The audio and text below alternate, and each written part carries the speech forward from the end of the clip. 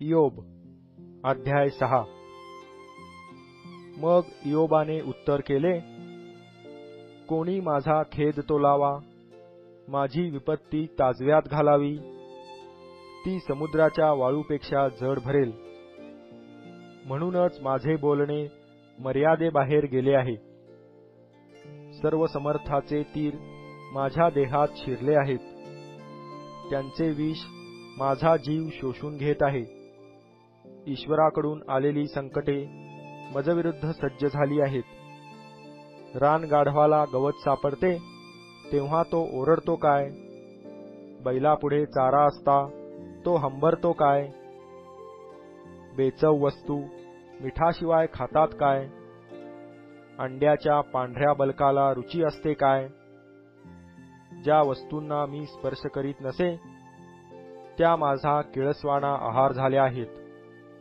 माझे मागणे मला मिळते, माझे अपेक्षित ईश्वर मला देता।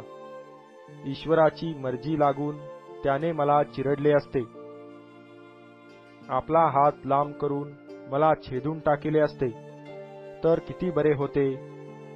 तशाने माझी शांती झाली असती, बेसुमार पीडेतही मला हर्ष वाटला असता।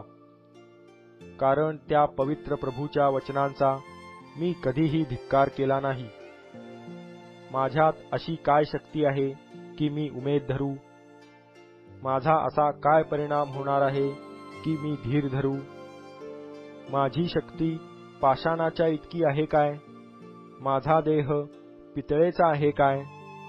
मी अगदी लाचार निरुपाय बनलो असून माझ्यातले कर्तृत्व अगदी नष्ट झाले आहे ना?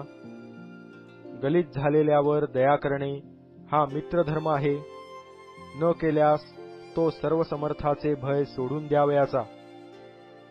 माझे बांधव ओढ्याप्रमाणे दगा देणारे झाले आहेत, ते आटणाऱ्या ओहोळाच्या पात्राप्रमाणे झाले आहेत। ते ओढे वितळणाऱ्या बर्फाने गढूळ होतात, हिम त्यात मिश्रित असते। ते तापले म्हणजे आटून जातात, उष्णता होऊ लागली म्हणजे ते जागच्या जागी जिरून जातात। ते भ्रमून भ्रमून सुकून जातात, वैराण प्रदेशात वाहून नष्ट होतात।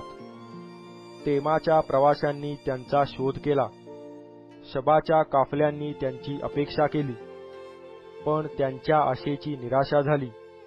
तेथे पोचून ते फजित झाले। तसे तुम्हीही शून्यवत झाला आहात, विपत्ती पाहून तुम्ही भ्याला आहात।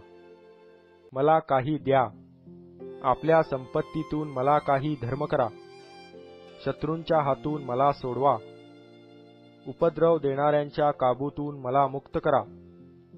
असे काही मी तुम्हाला म्हटले होते काय? माझी समजूत करा म्हणजे मी उगा राहीन। मी कोठे चुकलो हे मला समजावून सांगा। सत्याची वाणी किती जोरदार असते, तुमच्या वाक्ताडनाचा काय उपयोग? तुम्ही शब्दाशब्दाला धरावयाला पाहता काय?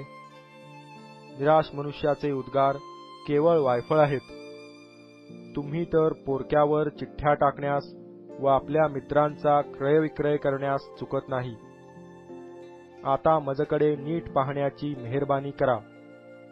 मी काही तुमच्या समक्ष सहसा लबाडी करणार नाही। पुन्हा वाद करा, काही अन्याय होऊ देऊ नका। पुनरपी बोला, माझी धार्मिकता पूर्ववत स्थापित होईल। माझ्या जिव्हेच्या ठाई काही अन्याय आहे काय? माझ्या तोंडाला अधर्माची रुची कळत नाही काय?